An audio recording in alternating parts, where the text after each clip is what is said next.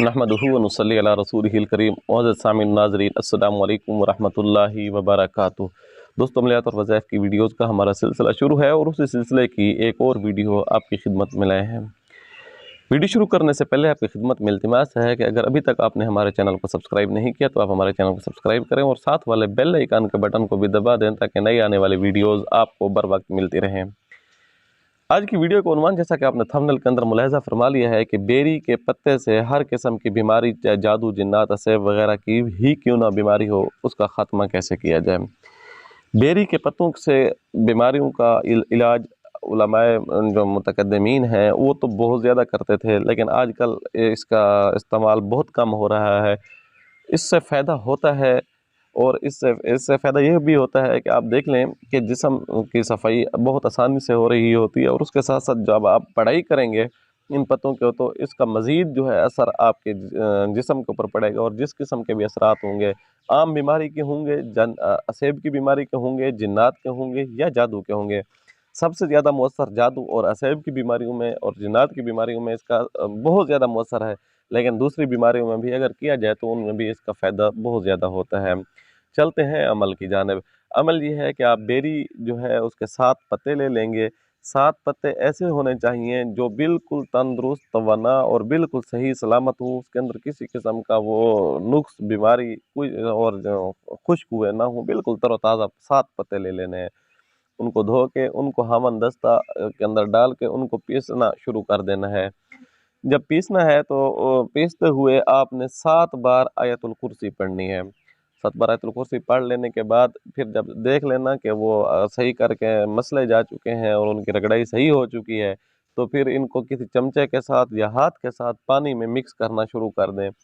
याद रखिए, ये मिक्स करते हुए जो बंदा भी इसकी रगड़ाई कर रहा हो उसको बावुज़ू होना इंतहाई ज़रूरी है।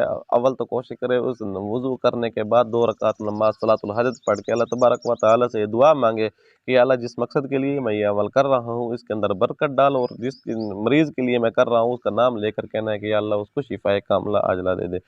तो इससे ये होगा कि उसके अंदर मज़ीद बरकत पड़ेगी, आपका अमल मज़ीद पुख्ता होगा। आप जब उसको मिसल लेने के बाद उसको जब पानी के साथ मिक्स कर रहे होते होंगे, तो उस वक्त आपने 7 बार पानी में मिक्स करते हुए 7 बार मुअव्वज़तैन पढ़नी है। कुल औज़ु बिरब्बिल फलक, कुल औज़ु बिरब्बिन नास, इसको भी 7 बार, दोनों सूरतों को 7-7 बार पढ़ लेना है।